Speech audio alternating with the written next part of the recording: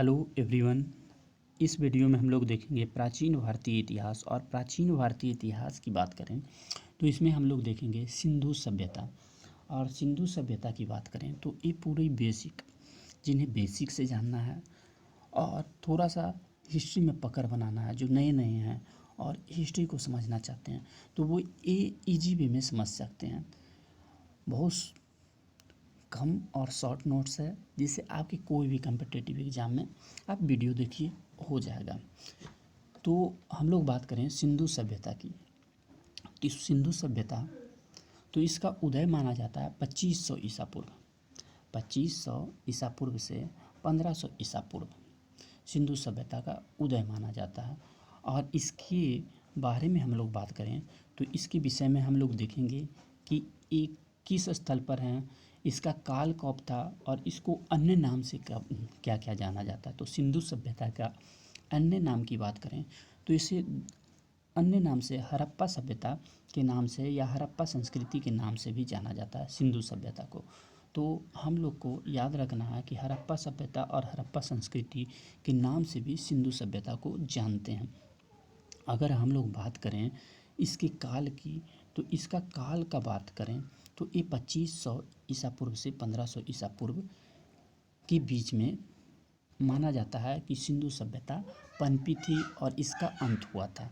सिंधु सभ्यता पनपी 2500 ईसा पूर्व से और इसका अंत 1500 ईसा पूर्व के आसपास हो गई, ये अनुमान लगाया जाता है।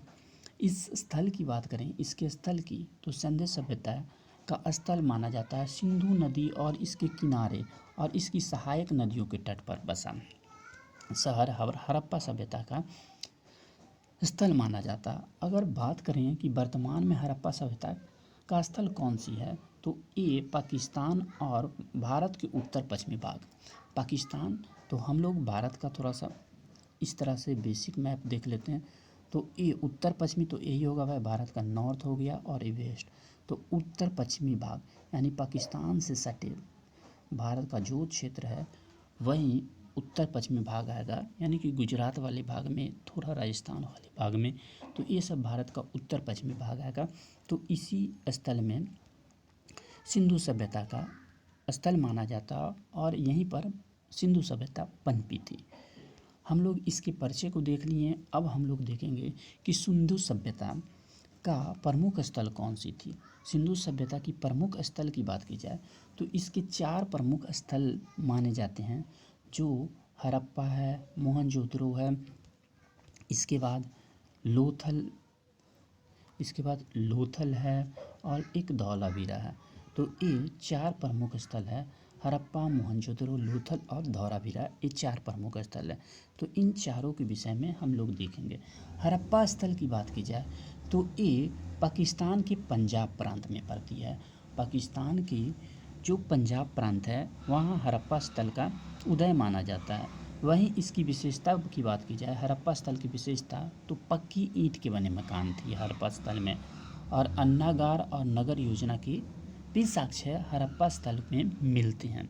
तो हड़प्पा स्थल की विशेषता हम लोग जान गए कि यहाँ पक्की ईंट के साक्ष्य मिले हैं और यहाँ अन्नागार के साक्ष्य मिले हैं और नगर योजना के लिए जाना जाता है। तो इन 3 विषयों के लिए हड़प्पा स्थल जानी जाती है। किसके लिए?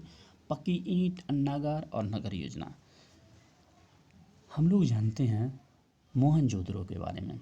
तो मोहनजोदड़ो की बात की जाए तो मोहनजोदड़ो के हम लोग देखते हैं तो ये पाकिस्तान के सिंध वाले प्रांत में, पाकिस्तान के जो स्थल है सिंध वाले प्रांत, उसमें मोहनजोदड़ो शहर का साक्ष्य मिले हैं।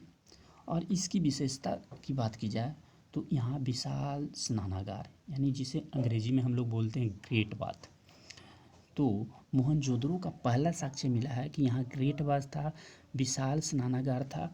वहीं पर उन्नत जल निकास प्रणाली के भी साक्ष्य मिले हैं और बड़े आवासीय क्षेत्र और औद्योगिक क्षेत्र। तो हम लोग हड़प्पा स्थल से की विशेषता की बात करें तो यहाँ पर क्या मिले हैं? पक्की ईंट के मकान मिले हैं, अन्नागार मिले हैं और यहाँ पर नगर योजना के साक्ष्य मिले हैं। वहीं हम लोग अगर बात करें मोहनजोदड़ो की, तो यहाँ ग्रेट बाथ यानी कि विशाल स्नानागार मिले हैं, नहाने वाला बाथ मिला है, और उन्नत जल निकास प्रणाली के साक्ष्य मिले हैं, बड़े आवासीय क्षेत्र मिले हैं और औद्योगिक क्षेत्र के भी साक्ष्य यहाँ पर मिले हैं मोहनजोदड़ो में। तो इन बातों को आपको ध्यान रखनी है। और हम लोग बात करें हड़प्पा हो गई, मोहनजोदड़ो हो गई, इसके बाद लोथल वाले क्षेत्र की हम लोग देखते हैं कि लोथल वाले क्षेत्र, तो लोथल में हम लोग जाएंगे तो देखते हैं कि लोथल है जो भारत के क्षेत्र में आता है, और भारत के गुजरात वाले एरिया में लोथल का स्थित है। तो हम लोग अभी देख रहे थे कि हड़प्पा और मोहनजोदड़ो पाकिस्तान के क्षेत्र में थी। जहाँ हड़प्पा की बात करें तो पाकिस्तान के पंजाब वाले प्रांत में थी, वहीं मोहनजोदड़ो पाकिस्तान के सिंध वाले क्षेत्र के अंदर आती थी। वहीं हम लोग देख रहे हैं कि लोथल साल गुजरात के वारद वाले क्षेत्र में आती है। लोथल की विशेषता की बात की जाए तो यहाँ बंदरगाह मिले हैं, प्रमुख बंदरगाह मिले हैं, व्यापारिक केंद्र मिले हैं, और गोदी का निर्माण, यहाँ गोदी का निर्माण के साक्ष्य मिले हैं, और कृतियों का उत्पादन। तो बंदरगाह की बात की जाए तो यहाँ पर शिप आकर रुकती थी, जहाज़ें आकर रुकती थी, इसीलिए यहाँ व्यापार के केंद्र का साक्ष्य मिले हैं। गोदी का निर्माण की बात करें तो यहाँ जहाज़ों का निर्माण हुआ करती थी, और कृतियों का उदय यानी बहुत सारे कृतियाँ यहाँ से पनपी है, यानी कला पनपी है, आर्ट पनपी है, ये बोला जाता है लोथल के बारे में। तो लोथल में मेन विषय है कि लोथल के बारे में क्या हमें जाननी है। तो लोथल में विशाल बंदरगाह, व्यापार केंद्र और गोदी, ये 3 बातों को याद रखना है। बोला जाएगा कि गोदी का निर्माण कहाँ हुआ, तो लोथल में। गोदी का निर्माण लोथल में, व्यापार केंद्र लोथल में, और बंदरगाह लोथल में। तो ये विषय 3 हम लोग देखें लोथल के बारे में। वहीं जानते हैं धौलावीरा। तो धौलावीरा की बात करें तो धौलावीरा भारत के ही क्षेत्र में आता है, और भारत के गुजरात के कच्छ वाले क्षेत्र में आती है, और इसकी विशेषता यही है कि ये जल निकास प्रणाली, यानी कि जल निकास प्रणाली की बात करें तो यहाँ घर में जल निकास के लिए नाला बना हुआ था, और सड़क पर जो नाली हुआ करती थी वो ढकी हुआ करती थी। तो ये जाना जाता है धौलावीरा जल निकास प्रणाली के लिए। नगर विभाजन 3 भागों में था। नगर का विभाजन 3 भागों में बांटा हुआ था। पहला भाग में कौन रहेगा, दूसरा भाग में कौन रहेगा, तीसरा भाग में कौन रहेगा। एक सबसे ऊंचा स्थान था, उससे नीचे वाले स्थान, और सबसे नीचे स्थान, 3 भागों में इस तरह से बांटा हुआ था। और उसके बाद एक्वेडस और बड़े जलाशय, और बहुत बड़ा जलाशय भी पाया गया। और ये जलाशय का काम क्या था, तो ये लोग जलाशय इसलिए बनाते थे क्योंकि इसमें कृषि के लिए सिंचाई का उपयोग किया जा सके। तो धौलावीरा की प्रमुख विशेषता ये है कि जल निकासन प्रणाली, जल संरक्षण प्रणाली, ये सब धौलावीरा का जल संरक्षण वो लोग, यानी कि धौलावीरा कृषि के लिए उपयोगी माना जाता होगा। और लोथल वहीं है जो व्यापार के लिए उपयोगी माना जा रहा है। वहीं हड़प्पा की बात की जाए तो यहाँ शहरी व्यवस्था पूरी तरह से विकसित है, क्योंकि यहाँ विशाल स्नानागार मिल रहा है, उन्नत जल निकास प्रणाली मिल रहा है। तो मोहनजोदड़ो एक शहरी व्यवस्था पूरी तरह से शहर लग रहा है कि शहर एकदम है, जो बीच टाउन है वो लग रहा है। हड़प्पा की बात करें, पक्की ईंट के मकान और अन्नागार मिले हैं, नगर योजना मिले हैं। तो ये दोनों है जो पूरी तरह से शहरी व्यवस्था देखने को मिलता है। वहीं लोथल और धौलावीरा, लोथल जहाँ व्यापार हो रही है वो प्रमुख शहर माने जा रहे हैं और समुद्र के किनारे है भाई। धौलावीरा थोड़ी सी कृषि की ओर झुकाव करता है, क्योंकि यहाँ जल संरक्षण प्रणाली मिल रहा है, नगर विभाजन 3 भागों में, और बड़े जलाशय का यहाँ हम देखने को मिल रहे हैं। तो इस तरह से हम लोग ये पढ़े हैं सिंधु घाटी सभ्यता के 4 प्रमुख स्थलों की बात। अब लोग हम आते हैं सिंधु घाटी सभ्यता की नगर योजना और वास्तुकार। सिंधु घाटी की सभ्यता की नगर योजना किस तरह से हुई और इसके वास्तुकार के बारे में। तो सड़क, यहाँ की सड़क के बारे में पढ़ेंगे, यहाँ की मकान के बारे में पढ़ेंगे, और सार्वजनिक क्षेत्र, सड़क, मकान और सार्वजनिक भवन के बारे में। यानी सार्वजनिक भवन जो सरकार की भवन होती है, यानी राजा की भवन होती है, वो भवन के बारे में। तो सड़कें की बात की जाए तो ये समकोण पर कटी होती थी, सड़कें समकोण पर कटी हुई होती थी और व्यवस्थित तरह से होती थी भाई। ऊबड़ खाबड़ सड़कें नहीं हुआ करती थी, व्यवस्थित सड़कें थी, सड़क में नाला और नाला ढका हुआ करता था। तो इस तरह से वहाँ की सड़कें हुआ करती थी। मकान पक्की ईंट के बने हुआ करते थे, सुसज्जित हुआ करते थे और मंजिला कई मंजिला की, एक मंजिला दो मंजिला। तो पक्की ईंट जब आ गई तो पक्की ईंट से आप लोग देख रहे होंगे पुराने घर में पक्की ईंट से छत की ढलाई हो जाती है।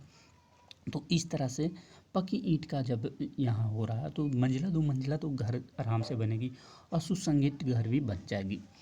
सार्वजनिक भवन की बात की जाए तो यहाँ स्नानागार मिले हैं, अन्नागार मिले हैं और वॉशरूम मिले हैं, पब्लिक वॉशरूम यहाँ पर मिले हैं। तो 3 चीज़ मिले हैं हमें। कहाँ से? हड़प्पा सभ्यता। स्नानागार हम लोग देख रहे थे कहाँ से मिला है, अन्नागार कहाँ से मिला है और पब्लिक बाथ किससे मिला। तो मोहनजोदड़ो से ये दोनों क्षेत्र मिले हैं। स्नानागार अन्नागार हमें देखने को मिले हड़प्पा सभ्यता से। तो ये हमें ध्यान देनी है। हम लोग चौथे विषय पर जानते हैं और यहाँ है जल निकास प्रणाली। जल निकास प्रणाली, हड़प्पा सभ्यता की जल निकास प्रणाली किस तरह से वो देखेंगे। तो जल निकास प्रणाली की बात की जाए तो यहाँ नाली और स्नानागार देखने को मिले हैं। नालियाँ हुआ करती थी और स्नानागार, नहाने के लिए स्नानागार बनाए गए थे। तो नालियाँ क्या थी? नालियाँ सड़क पर ढकी होती थी, नालियाँ सड़क पर ढकी होती थी और कुशल जल निकास प्रणाली था भाई। तो अगर यहाँ जल निकास प्रणाली की तो नालियाँ ढकी हुआ था, कुशल जल प्रणाली थी। स्नानागार क्या था? सार्वजनिक स्नानागार हुआ स्नानागार जिसे ग्रेट बात बोलते हैं। व्यक्तिगत जल व्यवस्था, व्यक्तिगत जल का व्यवस्था किया गया था। अगर मुद्रा की बात की जाए तो यहाँ की मुद्रा, सिंधु घाटी सभ्यता में मुद्रा थी, लेकिन मुद्रा किस तरह की थी? तो इस सभ्यता की मुद्राएं पत्थर की और सांकेतिक मुद्रा, इसमें प्रतीक चिन्ह मुद्रा थी, सॉरी सांकेतिक मुद्रा नहीं, पत्थर की मुद्रा थी जो मिट्टी की मुहर हुआ करती थी। पत्थर की मुद्रा थी, मिट्टी की मुहर थी जिस पर जानवरों के प्रतीक चिन्ह थे। तो मुद्राएं की बात की जाए तो यहाँ पैसे के रूप में पत्थर का उपयोग किया जाता था और मिट्टी की मुहरें बनाई जाती थी जिस पर जानवरों के प्रतीक चिन्ह होते थे और उसका चित्रकारी किया हुआ रहता था। तो ये मुद्रा वहाँ पर चलन थी और ये मुद्राएं किस काम में आती थी? तो वस्तुओं के आदान प्रदान में ये सब मुद्राएं काम आती थी। वाणिज्यिक की बात की जाए यानी व्यापार जीवन, तो व्यापार में प्रयोग मुद्रा प्रणाली थी। व्यापार में प्रयोग मुद्रा प्रणाली का उपयोग होता था। मोहरे का, मिट्टी की मोहरे का उपयोग व्यापार में प्रयोग होता था। और मुद्रा प्रणाली की बात की जाए तो सिंधु सभ्यता में मुद्रा प्रणाली का प्रचलन थी, देखने को मिलती है, क्योंकि वहाँ से हमें साक्ष्य मिले हैं मिट्टी की मोहरे और पत्थर के मुद्राएं, जो ये बताती है कि वहाँ व्यापार के आदान प्रदान के लिए मुद्रा का प्रचलन थी, यानी कि पैसे के प्रचलन थी।